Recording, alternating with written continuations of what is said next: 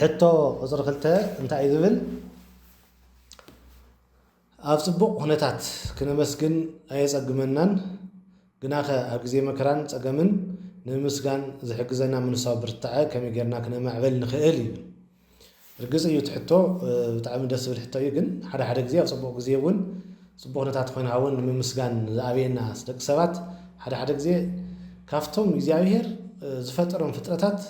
بساعات من بعد نسقم تالينا سواتينا خالد فترات كم زفترهم يزنور زلوا صحيح كم زفترات نبر እንስሳት ከም ዝፈጠረም ይኖሩ ኩሎም ከም ዝፈጠረም ይዝነሩ ወዲ ሰብ ግን ነፃ ፈቃድ ዝብል ተዋው እግዚአብሔር ፍጹም ነፃ ፈቃድ ካፈሩ ተላዕለ እግዚአብሔር ዝሃው ነፃ ፈቃድ እናተጠቀመ ብዙሕ ግዜ እትውፅ ዝብል ወዲ ሰብ እዩ ስለዚህ ሓደ ግዜ የመናጽ አብጽቦ ሁነታት ተኮንተልሃውን ምስጋብ ልበሃል ይመጽ እዩ ትሕቶ ብባዕሉስ ንሽተን ኣብ ጽቦ ሁነታት ዝብልስ ጽቦ ሁነታት ኮይን ሃውን ጽጋወሎ ብዙሕ ነገር ምርአይ ኣሎ ብዙሕ ምብላዕ ምስካር ምስታይ ብዙሕ ሰገማት ኣሎ ዜሮ ግን ኩሉ ግዜ ኣመስጋኒ ክትኮን እንታይ ዓይነት መንፈሳዊ ብርታዕ ከልየና ኣለዎ ዝብል ነገር ፍላይ ድማ በመከራ ግዜ ከመይ ጽኑዓት ኮይና መስገንቲ ጽኑዓት ክንኮን ንኽእል ዝብል ጽቡቕ ሕቶ እዩ ዝሮ ኣብዚ እንታይና ንርኢ ኣብ ግዜ መከራ ንምስጋን ዝሕግዘና ሓይልን ካብ ውልቃዊ ጻዕርን ጥራሕ ዘይኮነስ ናውልቃዊ ጻዕር ጥራሕ ከይኮነስ ኩሉ ነገር ንሰናይ ከም ዝገበረና ከም ዘለና ጽኑዕ እምነትን ምስ መንፈስ ቅዱስ ካብ ዘለና ጥቡቕ ሕብረትን ዝፍልፍል ናይ ህይወት ጸጋ ምዃኑ ምርዳእ እዩ ኣብ መዝሙረ ዳዊት መጀመርያ ኩሉ ሰብ ጸሎት ክገብር ተሎ ዝርያ ሃይለ ቃል እንታልያ ታና መጀመርያ ጸሎት ክገብር ተለና ንረኽባ እያ مزمور دايت معرف مزمور حدا كقصر حدا سكاو سلسة زلا انت اعتبر حدا سب بصو لبهال ويكعا صبوز بهال سب مسكون بهال سب كميز بلايو تلتلسي بصو بسي زي وهرا بمكر رسيعان وزي اقوامه وستفنة هاتعان وزي نغرة وستمنورة مستسالكان يبل بناي رسعتي ويكعا حتي من قدي زي خدا سب بناتات مخري زي قعز ويكعا زي شنف سب أبناي من قد حتى عندما دوف زيبل ويكعا بنا من قد حتى عن زي خد مالتيو زي يركب أبناي مسسالك أن بوازا فزازاز على مزيع زي حرف واسبات منبر زي تقمته نجر جنا زلايمه جزائر سمرته نجر جنا نجزائر حقي دليته زخنة كمون وذهبوا يعني بمعالته ورياليته معالت تن ليتن ناجزاير حكي زنب ويكعا نجزاير أزخون يكون ساعات قتل يكون ليتي زمسكن بزويو مسجونيو يبلنا انتهى مالتنا زي أنريا زلنا معلتي ليتي يرزقوا معلت مالت أبصبو ساعات ليت ما تحمق ساعات معلت مالت أبصبغ ليت ما أمكرا معلتي أبتعنا ليتي أب حمام أب سكاي إتي أب سقاب إتي أب رهب طغلالا حما انصبون اخل تيو خوينو ناغزاير حقي زختل زمسجن سب بزويو زيسي ويكون كمص انت تكلت مهازماي زي سبسي او طاف وحيز ماي زبقولت ماي سلازو حس كل غزي سلتستي كم تعنصيتي زخوان لمني ينبر انت توفريها بجزيها كي خصخص خيا كي دلال الخيا كل غزي فرع تهب وقطراني يتنقف قطلا يتنقف قطلاون سي زي يرግፍ وكله زغبر يفصم እዚ ሰብ እዚ ዝደለዮ ሁሉ ከፈጽም ዝኽእል ዝደለዮ ነገር ከሳኽ ዝኽእል ይዝል ምክንያቱ ጸሎቱ ለጻድቅ ተክል ቦታ ሰልጥ ይብለና እዩ ናይ ጻድቅ ጸሎት ግዳይ ትፍጽም ይብለና ወይ ከዓ ዝደለየቶ ተሳኽ ይብለና እዩ ስለዚህ ካዚ በመብጋስ ጸሎት ምስጋና ሓና ጊዜን ሰዓትን ፈሊና ከይኾነስ أمكرنا يكون أفصبوا جزية كنا مسكون خبزلنا بمجمريا نوصله تزاز مهانو مقبل وكا نمهارو نفلت نحفيتنا خوينانا نقول تزيفيت خيط قولنيها سلزي إجزايهر أفصبوا جزيون زدلينا إجزايهر سلزخن أمكرا جزيون إجزايهر سلزلينا إزي مجمريا مردا تنا مجمريا حجاز كنا أمكرا جزينا إجزايهر يو زي مهان تردينا خوينا أمكرا جزية نتا عيت من نفسها برتع كنفتر خمزلنا مردا عيبين ناي مالتيو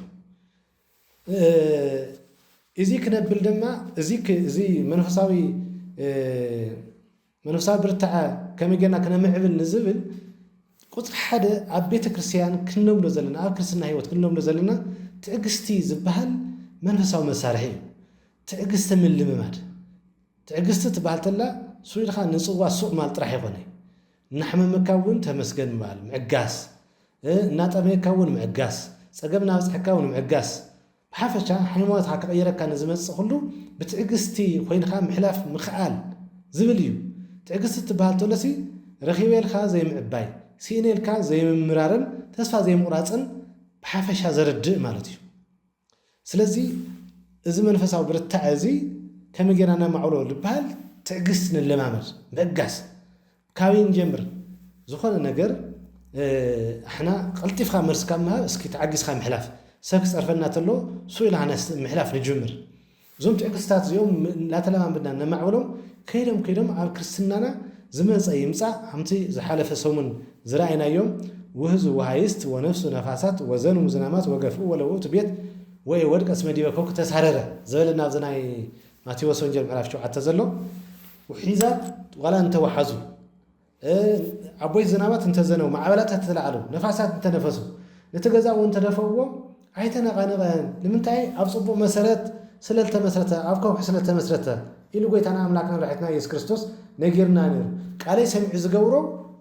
እዚ ሰብ እዚ እዩ ኢልና ነይሩ። ቅዱስ ጴጥሮስ እውን እስማ አንተ ኮከ ወዲዮ ዛቲ ኮከ ህንፃ ቤተ ክርስቲያን እየ ኢሉ ኣረዲና ነይሩ እዩ ማለት ፅኑዕ ኮኩሕ ዝበሃሉ እምነት እዩ። ጥዑይቲ እምነት ክትልየካ ትኽእል ኣለዋ ትክክለኛ እምነት ፅኑዕ እምነትካ ዘይሸራረፍ ዘይጠራጠር ኣብና ኣምላክ ህልውና ኣብና ጎይታ ኣምላክነቱ ኣብ ሓዋይነቱ ዘይጠራጠር ዓቕሚ ክትፈጥር ኣለካ እምነትካ ማለት መጀመርያ እዚ እንተፈጢርካ ኮይንካ እንታይ ኢኻ ዝመፀካ ተመፀካ ብትዕግስቲ ተሓልፎ ትኽእል ኢኻ ማለት እዩ። ብትዕግስቲ ምሕላፍስ ትኽእል ኢኻ። ኣብዚ እንታይ ይብልና ኣሎ ቅዱስ ያዕቆብ ምዕራፍ 1 ካብ ቁፅሪ 2 እስካብ 3 እንታይ ይዘለና ዘሎ ኦ ኣሃው ኩኑ በኩሉ ፍስሓ ሰወ መንሱት ይመጻእክሙ ዘዘዚአሁ እንዘ ተኣምሩ ከመከራሃ ለሃይማኖትክሙ ትዕግስታ ይገብር ለክሙ ኦ ኣሕዋተየ ዝተፈላለየ ፈተና ክበፅሐኩም እንተሎ ወይ ከዓ ዝተፈላለየ መከራ ክበፅሐኩም እንተሎ ንኩሉ ከም ሓጎስ ቁፀርዎ እምነትኩም እንትፍተን ትዕግስቲ ከም ዘምፃልኩም ትፈልጡ ኢኹም ይብለና። በዓሉ ክርስትና በዓላ ፈተና እያ ኢና እስመ በብዙ እግዚአብሔር ይብለና ኣሎ እሞ እታ መንግስቲ እግዚአብሔር ክንኣትዋ ንኽእል ብዙሕ ውፃእ ውረድ ምዃና ብዙሕ መከራ ምዃና የረደና እዩ። ስለዚ ክርስትና በዓላ ጎይታና መድሓኒትና ኢየሱስ ክርስቶስ ካብ ልደቱ እስካብ ስቕለቱ ለረደና እንተሃለየ ከመይ ኢልካ ትፈቲና ምሕላፍ ከም እትኽእል እዩ ዘረደና መከራ ከመይ ንሓልፍ ከም ንኽእል እዩ ዘምህረና። ስለዚ ኣንሕና እዚኦም እዞም ትዕግስቲ ንብሎም ዘለና ሃይማኖት በዓሉ ትዕግስቲ ስለ ዝፈጥረና ትዕግስቲ መከራ በዓሉ ትዕግስቲ ስለ ዘምህረና ኣብዚ እንለማመዶ ትዕግስቲ መከራ ግዜ ከመይ ክንሓልፍ ከም ዘለና የረደና እዩ ማለት እዩ። ከምኡውን እንታይ ይብል ወብፁዕ ብእሲ ዘይትዕግሳ ለእኪት እስመ ተመኪሮ ይነስእ ኣከየ ህይወት ዝኣሰፎም እግዚኣብሔር ንለያፈቅርዎ ኣብ ቁፅሪ 12 ያው ዘሎ ኮይኑ ተፈቲኑ ምስ ወፀ ነቲ እግዚኣብሔር ነቶም ዘፍቅርዎ ዘተስፎም ኣክሊል ህይወት ክቅበል እዩ እሞ እቲ ብፈተና ዝዕገስ ሰብ ብፅው እዩ ይብለና ኣሎ። ሓደ ፈተና ምዕጋስ ብፅና ዘመስግን እውን ምዃኑ ብምርዳእ ድሕር ንገብሮ ኮይና ብዚ ቢና መንፈሳዊ ብርታዕ ምፍጣር ንኽእና ማለት እዩ። ያዕቆብ ሃዋርያ ፈተና ክመፅእ ከሎ ከም ሓጎስ ቁፀርዎ ክብለና ከሎ እቲ ፈተና ንባዕሉ ጥዑም ስለ ዝኾነ ዘይኮነስ እቲ ካብኡ ዝወፅእ ትዕግስቲ ዝበሃል ክቡርን መንፈሳዊ ፍረን ክንውንን ስለ ንኽእል እዩ ከምኡ ኢልና ዘሎ።